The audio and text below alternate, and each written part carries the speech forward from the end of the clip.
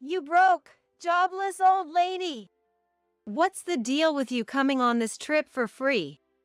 I was utterly disappointed with my family, as usual. I'll show you all what hell looks like. I decided to take action against them. While enjoying some alone time away from my family, my brother called me. Hey, what did you do, sis? My name is Lucy, a 30-year-old office worker. I've been dating someone for about 3 years now. His name is Alan, a true gentleman who treats me well and cares for me deeply. We initially met in college. He was my senior, and I often sought his advice whenever I had work-related concerns or personal issues. Each time, he listened attentively and offered sound advice. After becoming working adults, we continued to meet up regularly. One day, he confessed his feelings, and we started dating. Since then, our relationship has been going smoothly, and we've been enjoying our time together, contemplating marriage in the near future. Then, one day, Alan proposed to me. Lucy, I want to spend the rest of my life with you. Will you marry me? Yes. And so, we decided to get married. We immediately informed our families about our engagement. Nice to meet you, I'm Lucy. Oh, finally, we meet. Huh? I've heard so much about you from Alan. You're just as cute as he said. I don't know about cute. Come on, have some confidence. Come in, come in. Thank you. Alan lost his father a few years ago, and now only his mother-in-law-to-be, MIL, lives in his family home. I was anxious about whether I'd get along with her, but she turned out to be incredibly kind and wonderful. We had a delightful conversation over tea and snacks. Lucy, you're such a wonderful person. I'm so happy you're going to be Alan's wife. Mother-in-law showered me with compliments. Something I wasn't used to, leaving me a bit flustered. I'm looking forward to your wedding. See you, Mom. Thank you for today. The meeting ended on a positive note, and I felt relieved. But next, I had to introduce Alan to my family. A thought that instantly brought me down. The reason is, I don't really like my family. The root cause lies in how my parents treated me since I was a child. Both of my parents excelled in sports. Mom was into track and field, and Dad was a soccer player. They were so good that they got into college on athletic scholarships, and naturally, they expected their children to excel in sports as well. However, I didn't have the athletic ability they hoped for. My parents always wanted me to excel in something, so they had me try out various sports. I remember doing basketball, swimming, table tennis, and even figure skating. But the truth is, I was never athletically gifted. I was average at best, and that wasn't enough if you wanted to be top tier. My parents were clearly frustrated. Then my brother Kyle was born. With high hopes for a boy, they also got him into sports. Turns out, Kyle had a knack for soccer. When the local youth coach said, "This kid's got talent," my parents were thrilled and shifted all their attention to Kyle. Kyle is truly a genius. Our child is definitely something special. Their words implied that I was the exact opposite, a disappointment. They favored Kyle in everything and acted like I didn't matter. Even as I grew older, into middle and high school, they never paid me any attention. I focused on my studies and did well, but they said, "Being good at studying is meaningless," dismissing my efforts. When I wanted to go to college, they told me they couldn't afford it, so I used scholarships to get by. Meanwhile, Kyle continued to excel in soccer and even got into high school on a soccer scholarship. My parents were ecstatic. "He's definitely going pro. We can do anything for Kyle." Growing up so adored, Kyle started to look down on me. "Lucy, you're such a loser and a jinx. Even Mom and Dad don't like you. If you weren't here, they could invest more in me." "You're such a burden." Kyle would often insult me like this. And my parents never corrected him. "You really are a burden. Wasting money on you is what they mean by unnecessary expenses." Hearing this from my own family crushed my self-esteem. I managed to get into a decent college and landed a job at a well-paying company, but my self-worth remained low. And my achievements were always overshadowed by Kyle's successes. He got into college on another soccer scholarship. And my parents were prouder than ever. By then, I was already working and struggling to pay back my student loans. Kyle was still living at home, showered with love, attending college, and playing soccer. But the path to becoming a pro wasn't easy. In the end, Kyle couldn't go pro and had to find a job. Still, my parents were proud, and Kyle continued to live happily at home. Every Christmas, when relatives gathered, my parents forced me to attend. They'd introduce me as their disappointing daughter, and Kyle as their pride and joy. "But Lucy is doing well, she has a stable job." Even when relatives said, No, Kyle is much more impressive," my parents would brush it off. Seeing this, I was always disheartened. My family treats me like that. At some point, I stopped participating in Christmas gatherings. I stopped attending family gatherings and hesitated to introduce them to my fiancé, Alan. Alan knew about my family's attitude but still wanted a family meeting. So, after years, I decided to go back home. I called Mom to tell her the news. "What? No, how are you, or it's been a while," just a cold response. It's awful that he treats me like this, even though this is the first time I contacted him in several years. "What do you want?" I'm getting married." "So?" My fiancé wants to meet the family. Can we arrange that?" "Why should we go through such trouble? Just get married on your own." That's it. I was disappointed by Mom's coldness. But then I heard Kyle's voice. "Mom, who are you talking to?" "It's Lucy. She wants to have a family meeting because she's getting married." "Really? Sounds fun. I want to see how lame her guy is. Let's invite them." "If Kyle says so, then fine." Then Mom told me. "All right, you can come for the meeting," she said. I was feeling a mix of emotions after overhearing a conversation between two people. Still, they mentioned wanting to greet me, so I decided to visit my family on my next day off. Be prepared, they might treat you horribly. "Yeah, I get it. But if that phone call was any indication, you've got quite the family, huh?" "This isn't a joke. I've had a tough time with them." Sorry. But if we're getting married, I want to meet your family. We'll make it quick and leave." "Okay." And so, we drove to my family home. No one came to the door when we rang the bell, so I used my key to let us in. Upon entering the living room, I saw my family sitting on the sofa. I was surprised to see an unfamiliar young woman there. But first, I thought we should say hello. "Hi everyone, it's been a while. This is my fiancé, Alan." "Nice to meet you all." As I introduced him, my family looked at Alan. "Wow, I thought Lucy would bring home some boring, unattractive guy, but you're actually decent." Kyle started off with a rude comment, making even Alan chuckle awkwardly.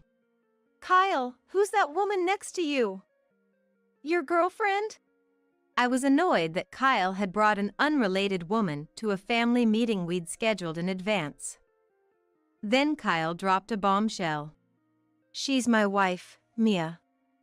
We've been living here since we got married." "What? Wife?" I was so shocked my eyes widened. "Wait, you got married?" "Yeah, last year." I had no idea. I raised my voice, and Mom looked annoyed. You're so nosy. It's none of your business if Kyle got married. I was stunned. Kyle had gotten married without telling me. I was frozen, absorbing this shocking news. When Dad spoke to Alan. I'm not interested, but what do you do for a living? You're marrying Lucy, so it can't be anything impressive, but let's hear it. I snapped back to reality at Dad's words. I couldn't let them belittle my fiancé. As I clenched my fists in anger, Alan gently restrained me. I apologize for the rudeness. Here's my card. Alan handed his business card to Dad, who looked at it dismissively at first, but then widened his eyes. You're a lawyer? Dad exclaimed, and Mom, Kyle, and Mia were also surprised. Wow, this is amazing. Elizabeth, get some tea for our guest. Right, I'm on it. Wow, a real lawyer. So cool. My family's attitude changed instantly. Even Alan was surprised. I never thought Lucy's fiancé would be a lawyer. You should have told us sooner. Is your salary really high? Buy me a designer bag for my birthday.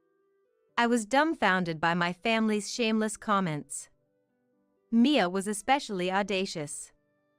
And to think she could say such things to my fiancé, Alan, upon first meeting him.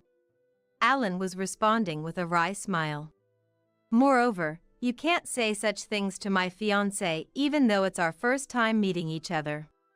Alan answered with a wry smile. We're going to be family, so let's get along. Mom said, but I had a bad feeling about this. Then, at a meeting between both families, my parents and Kyle's family were very active participants. Even my mother-in-law seemed a bit taken aback by their enthusiasm.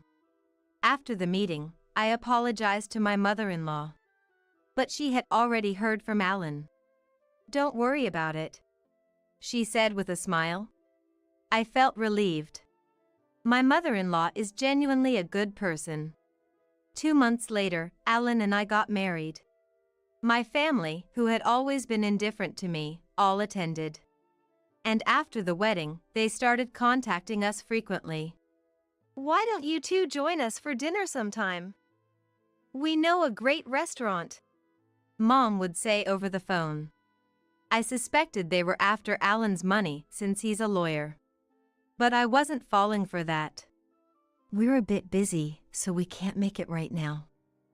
We'll let you know when we can, I replied. All right, we'll be waiting. We're free anytime, Mom said, her voice full of enthusiasm. I was thoroughly disgusted. They didn't care about me. They just wanted to take advantage of my marriage to a wealthy man. After not contacting them for a while, Mom called again a few months later. When are you going to join us for dinner, Lucy? She asked in a cloying voice. Sorry, we're a bit busy, I said, ready to hang up. But then Mom said, We're planning to celebrate my half-century birthday. She continued. Your father and I did raise you through high school, you know? It wouldn't hurt to show some gratitude. I could sense her growing impatience for us to treat her well. But she had a point. I had paid my own way through college, but my parents had supported me until then. Maybe it was time to show some gratitude as Mom turned 50. All right, we'll join the celebration. Really? We're planning a family trip, so come along. A family vacation, huh? I wasn't thrilled about it, but then I thought it could be a chance to spend some quality time alone with Alan. When I mentioned it to Alan, he agreed. So, we decided to join the family trip. When I told Mom, she was ecstatic. Could you handle the reservations? I'll send you a bunch of URLs for hotels and plans. What? Mom sent me a ton of URLs. Reluctantly, I checked them out. They were all for luxury hotels and high-end restaurants. How extravagant does she plan to be? I was annoyed by my family's endless demands, but figured this might be a one-time thing, so I went ahead with the bookings. When I called to say the reservations were complete, Mom was overjoyed. I can't wait! Thank you! Finally, the day of our half-century family vacation arrived. We planned a trip to Florida. We boarded the plane, and everyone seemed excited. Both my parents and Mr. and Mrs. Kyle seemed to be having a lot of fun. Upon landing, Alan and I told the family we'd go our separate ways. They tried to get us to shop for souvenirs with them, but I dodged that bullet and we went off on our own. We agreed to meet up for dinner at the high-end restaurant we'd booked. Time flew by as Alan and I enjoyed sightseeing. Then we went to a fancy restaurant. We arrived at the restaurant, where our parents and Kyle's family were already waiting. You're late. Well, we still have 10 minutes until our reservation. Suddenly, Mom and the others changed their tone. We weren't talking to you. What? We have business with Alan, not you. Thank you for covering the cost of this fancy dinner and hotel stay. What? Alan was confused. Kyle and the others turned to me. You're done here, Lucy.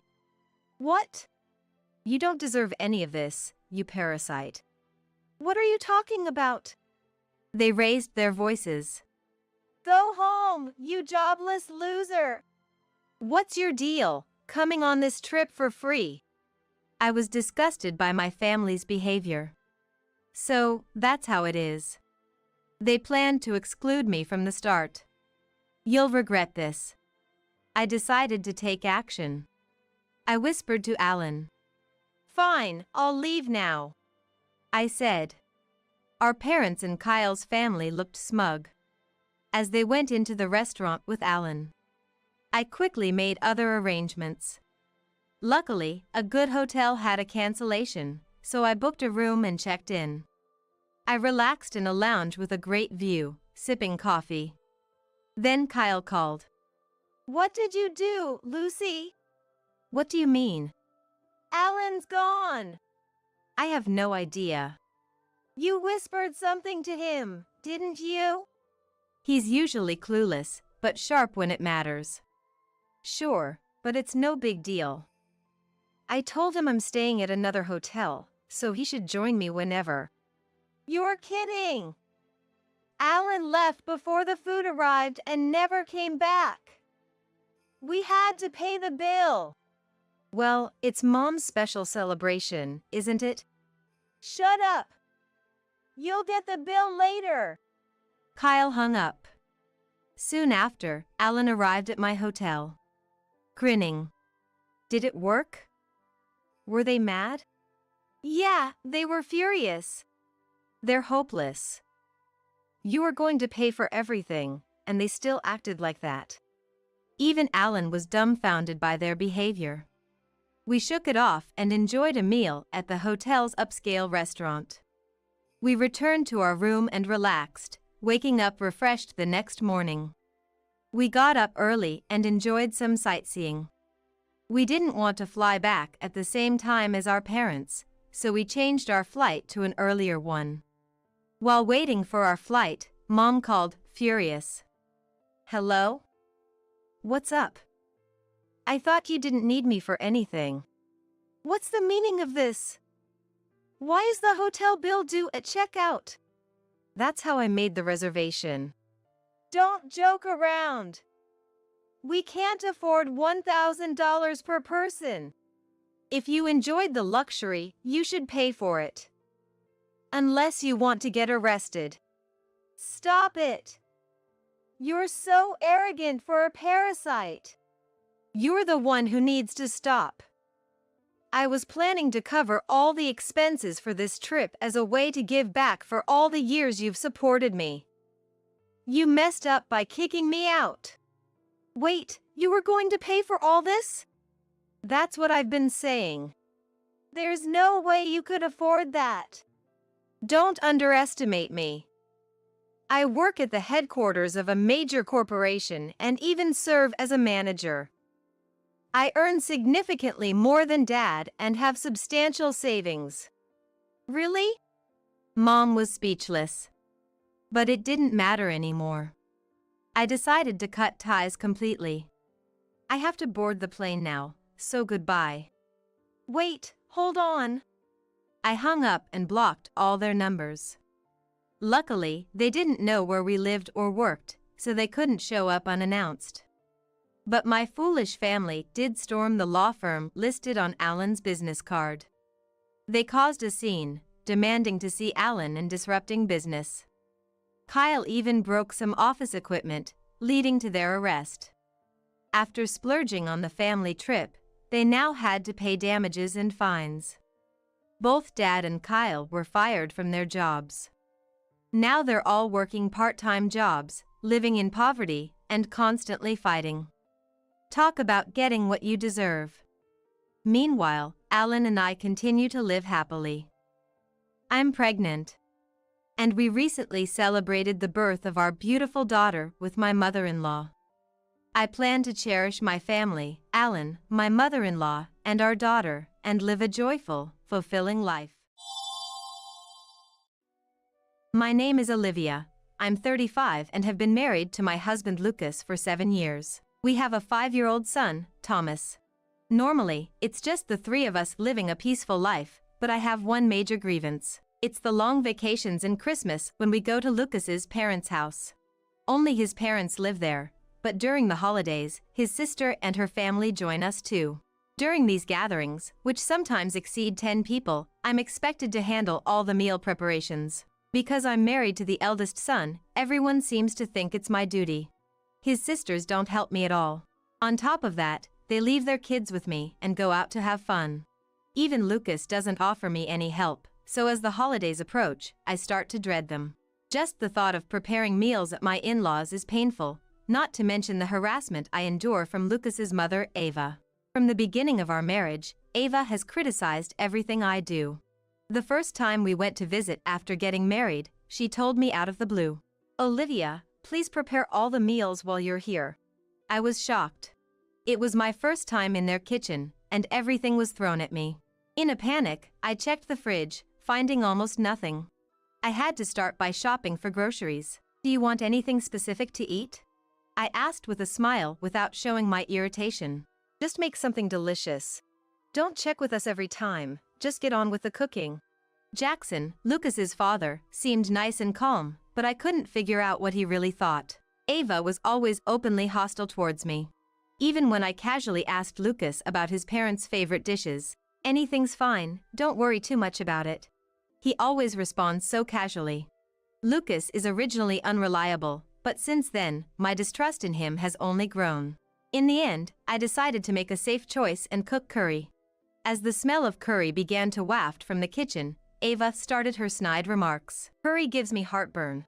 I'll have to take some antacid tonight." Without time to make anything else, I served the curry for dinner. Ava complained that the curry was too spicy, or that she preferred pork over beef. "Anyone can make a decent curry," she remarked, leaving the comment hanging in the air, yet she went for seconds. Meanwhile, Jackson ate without saying a word, but after he finished, he let out a deep sigh and left the room. While Ava's reactions are irritating, Jackson's sigh feels more condemning than her snide remarks. Dealing with just my in-laws' meals is stressful enough, but it gets even worse when Lucas's sisters and their families join. Harper's family consists of Lucas's sister Harper, her husband Ethan, and their daughter. Harper, in her appearance and manner of speaking, is frighteningly similar to Ava. Together, they hurl insults at me, making it feel like there are two Avas. When Harper comes to visit, she expects me to handle everything from cooking to making beds. Of course, she doesn't thank me, she takes it for granted. Ethan, usually quiet around his in-laws and Harper, becomes tyrannical when they're not around. "Go buy cigarettes," he'd demand, treating me more like a housemaid than family. Their daughter Emma, much like Harper, seems spiteful. "Olivia, we're out of juice." Then Ethan would join in, ordering, "Olivia, I'm out of beer. Bring some." Laughing foolishly, the two of them enjoy themselves. They are usually quiet in front of Harper. Probably because they're used to being scolded by her. They seem to let loose when at the in-laws. For me, who ends up doing all the work, it's unbearable. Natalie's family includes Lucas's sister Natalie, her husband Mason, and their son.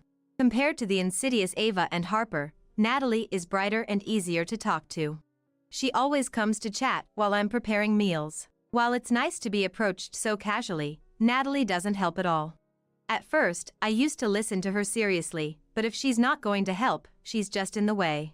Eventually, when I responded non-committally to her chatter, "Are you even listening to me?" she'd snap. Busy with work, I had to listen to Natalie's endless, meaningless stories about her husband's complaints or her in-laws' snide remarks. I wanted to vent to Natalie too, but I couldn't dare speak ill of the in-laws. As soon as Natalie realizes I'm not fully engaged, she'd tattle to Ava and Harper. Then I'd get scolded by both Ava and Harper. "Just because she's your sister-in-law doesn't mean you can ignore her. You should at least listen to her. Such a mean spirit, bullying your weaker sister." They'd freely insult me. I wanted to retort, "Who's the mean one here?" But I didn't have the courage.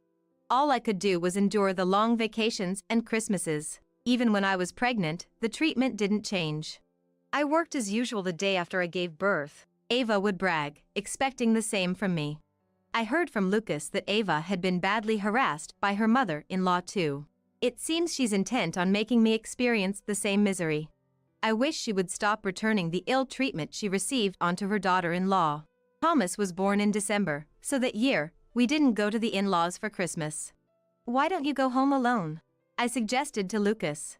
He replied grumpily, "It's boring to go back by myself, so let's skip it this year."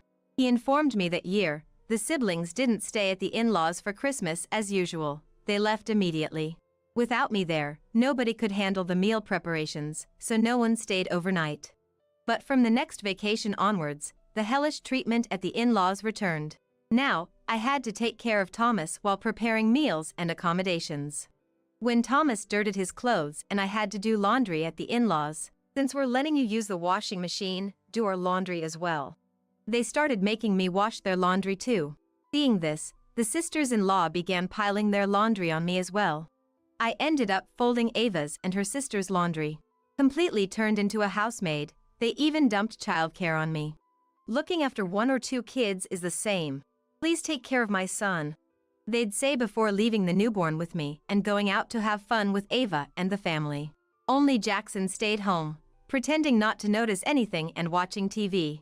I was shocked when even Lucas left with Ava and the others. From that moment, my affection for Lucas began to cool off. As I was taking care of the two babies, one of them would inevitably start crying. Then Jackson would explode in anger. "The noise is so loud, I can't hear the TV. Finally got rid of the annoying bunch, and I can't even watch TV in peace." Jackson, usually quiet in front of Ava and her daughters, didn't hesitate to complain to me. I hated his silent pressure on regular days, but him yelling like this was just pathetic.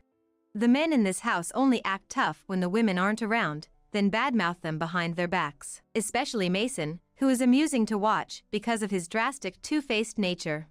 In front of Ava and the sisters-in-law, he's all smiles, serving food and drinks diligently. But when the women are absent, he's swapping nasty comments about their wives with Ethan. Not caring about how it affects me, his wife, they freely talk trash.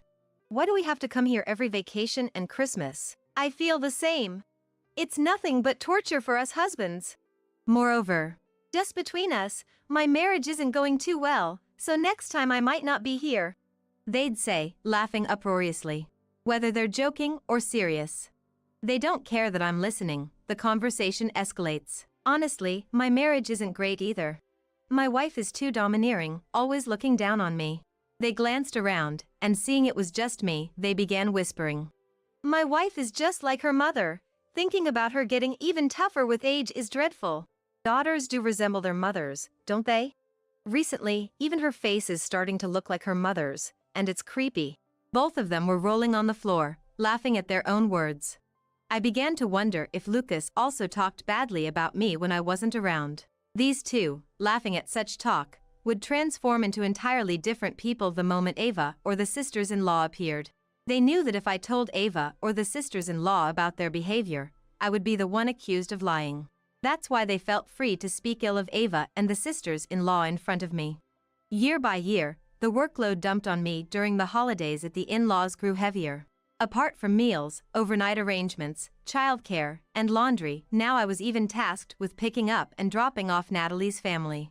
During a meal right before everyone was about to leave. "I'd like a beer, but I have to drive home, so maybe I should refrain," Mason mentioned. Hearing this, Ava chimed in. "From next time, let's have Olivia pick you up.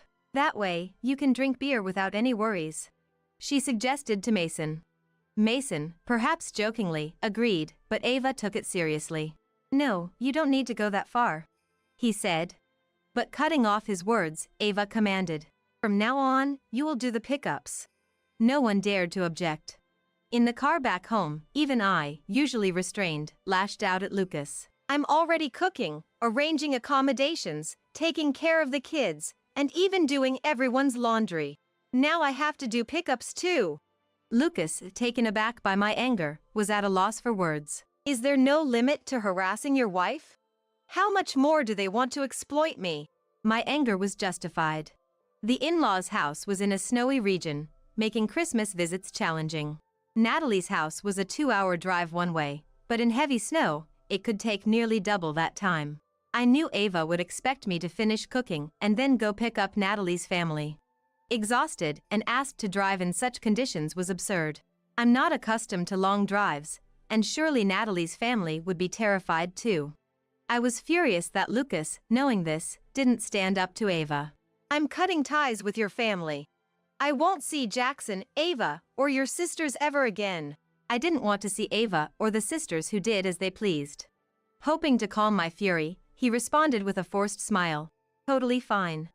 I'll let Mom and everyone know, so don't worry." When Lucas talks smoothly like this, he's usually just trying to appease the situation. But with his agreement, I finally felt freed from the in-laws' clutches. I marvel at my own patience over the past 7 years of marriage. That Christmas, I went on a trip with Thomas and my parents. It was the first time since Thomas was born that I spent Christmas with my parents. It's rare for us to be together for Christmas. Is it okay for Lucas to go back to his parents alone? Having shared my in-laws' harsh treatment with them, my parents were surprised by the trip. "It's okay. I have Lucas's permission, so he won't complain," I assured them, though I wasn't sure if Lucas had really talked to his parents. He had reluctantly agreed to cut ties with his family after my outburst, but I doubted his parents and sisters would accept it easily. They had been taking it easy so far, likely avoiding preparing meals themselves. However, they probably thought they could easily buy meals from the supermarket, so I assumed they weren't too worried. My parents, seeing their grandson Thomas after a long time, were overjoyed, and Thomas seemed to have fun too. When we visited the in-laws, I never had time to pay attention to Thomas, and I realized he must have felt lonely. Watching the 3 of them having fun, I completely forgot about the in-laws. Then, in the lobby of the luxurious hotel where we were relaxing, a familiar man walked in with a young woman on his arm. He resembled Mason, but he was supposed to be at the in-laws. The more I looked, the more he seemed familiar, and it appeared he noticed my stare. The man made a surprised face and quickly turned away. Likely because he was up to something shady. I pretended not to see and averted my gaze from the man. Just then, I received a call from Lucas. "Hello, what's up? Please, can you come to the family home right now? It's chaos here, nothing is prepared. Haven't we agreed that I wouldn't go anymore from this year?" I wasn't surprised, I had expected something like this. "I did mention it, but it seems the message didn't get across," he replied. I figured he hadn't really talked to his parents. I had already informed them that I wouldn't be able to pick up Natalie's family. Natalie had complained, but it seemed she had been pacified. Lucas was desperately trying to get me to come back. But I was more focused on the commotion and what sounded like Natalie's voice in the background. "Mason has run off with some woman. He said he was going to work, but when I called the office, they said he was off today." Hearing Natalie's words confirmed that the man I saw was indeed her husband. "Mason is at the hotel we're staying at right now," I responded. Lucas was taken aback by the sudden shift in the conversation. "What? My brother-in-law is there?" I decided to tell the truth, thinking it would serve Natalie right for how she had treated me. Natalie must have heard Lucas's voice, as she snatched his mobile phone and started shouting at me. "Mason is there! Where are you right now?" Natalie screamed, almost rupturing my eardrums. "Young and beautiful woman, high-class hotel," I replied. Next, Ava grabbed the phone and started yelling at me. "How dare you go to a hotel on your own? You think that's acceptable?" Even though they're shouting at me loudly, I can hear them. "I've discussed this with Lucas. I have his permission to not associate with you anymore," I replied, deliberately provoking her. Ava started screaming something incomprehensible. Then Harper snatched the phone. "We can't even have a meal without you. Please, somehow come back," Harper said, unusually polite, but I knew she only spoke like that when in trouble. In the background, Emma, Harper's ill-natured daughter, yelled, "Olivia! Hurry up and prepare the meal!" I couldn't help but laugh, realizing she was just echoing Harper's true feelings. The in-laws' house seemed to be in such a frenzy that I just hung up the phone. Since I had set my phone to reject calls, I didn't know what happened afterward until Lucas returned home. Seeing Lucas's reaction upon his return, I was prepared for the possibility of divorce. Worst case scenario, I was ready to make a life for Thomas and myself as an office worker. When Lucas returned from his parents' house, he apologized profoundly. "I now understand how hard it's been for you all this time. I'm truly sorry." Lucas had been burdened with preparing the Christmas meal, doing everyone's laundry, and taking care of the kids, especially Natalie's child, throughout the holiday. Natalie, after hearing from me about the affair, had tracked Mason down to our hotel, apparently catching him in the act. Indeed, when we were leaving, the hotel staff seemed flustered, and there was talk of a quarreling couple. Perhaps that was her. Everyone had complained about Lucas's cooking, having never done it before, and, fed up with their nasty remarks.